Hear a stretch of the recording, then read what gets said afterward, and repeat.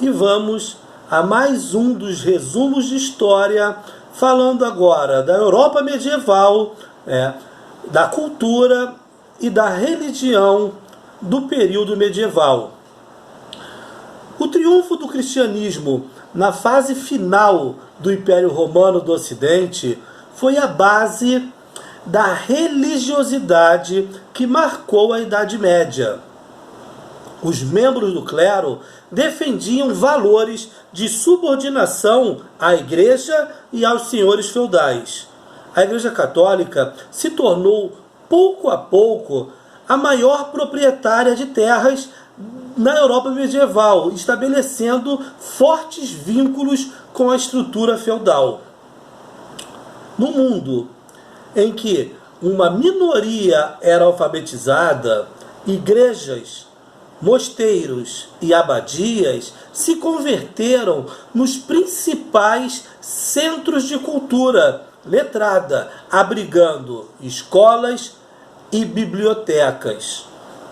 Muito do poder da Igreja Católica vem desse fato, do domínio da língua no mundo de iletrados.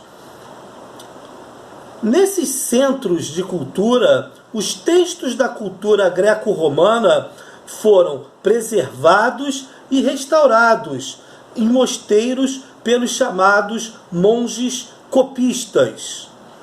Apesar de todo o poder da Igreja Católica, de toda a influência que a Igreja medieval tinha, ela encontrou dificuldades em manter a uniformidade da doutrina cristã, devido ao surgimento de seitas e facções que, apesar de cristãs, se opunham à doutrina da Igreja, as chamadas heresias. No combate aos hereges, a Igreja Católica, em 1232, ou seja, no início do século XIII, criou a Inquisição Pontifícia, que interrogava e julgava as pessoas acusadas de heresia. No século XV, a feitiçaria ela substituiu a heresia e as bruxas tornaram-se os principais alvos da Inquisição. Sem esquecer que a produção artística e científica também foram alvos dos inquisitores durante a Contra-Reforma, já no século XVI. E não podemos esquecer também da perseguição aos judeus, que era disfarçada, quando eles se transformavam em novos cristãos. A ideia de Deus estava no centro das reflexões e decisões humanas. Isso era a base da doutrina teocêntrica, disseminada pela Igreja por toda a Idade Média europeia. Um dos maiores pensadores da Alta Idade Média foi Santo Agostinho, que foi responsável pela síntese entre a filosofia clássica e o cristianismo.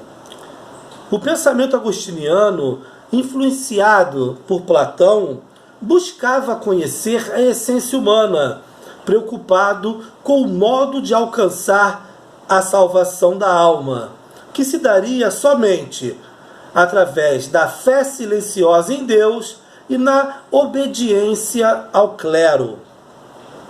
Durante a Idade Média, as artes, principalmente a música, a escultura e a pintura, foram associadas a aspectos educativos da moral cristã, seguindo essa visão teocêntrica. Na Idade Média, ou em parte dela, a Península Ibérica, sob domínio árabe, teve o islamismo como predominante. E essas localidades fugiam, pelo menos por um determinado período, da influência do catolicismo, porque influenciadas pelo islamismo, elas se viram dominadas pela cultura, pelos conhecimentos e pelos valores morais e filosóficos dos árabes, né? Pelo menos até o restabelecimento cristão na península, que se deu com a tomada de Granada durante a Guerra da Reconquista, já no século XV. Na Baixa Idade Média, as transformações provocadas pelo renascimento comercial e urbano afetaram o domínio cultural exercido pela Igreja. O fim do isolamento europeu, iniciado com as cruzadas lá no século XI, expuseram os europeus ao contato com outros povos e a novos valores, que acabaram afetando a subordinação da vida à vontade divina.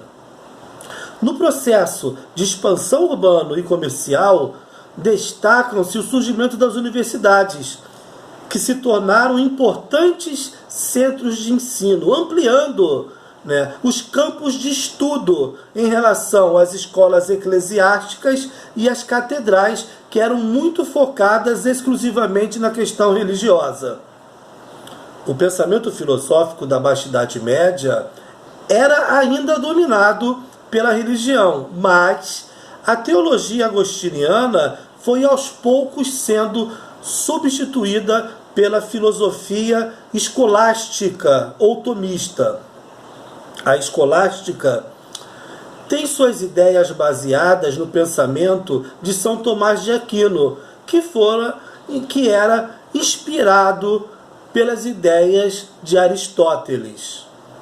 Para Tomás de Aquino, professor da Universidade de Paris, o progresso humano não dependia apenas da vontade divina, mas também do esforço do indivíduo, tentando conciliar fé e razão, afastando a tese agostiniana de predestinação.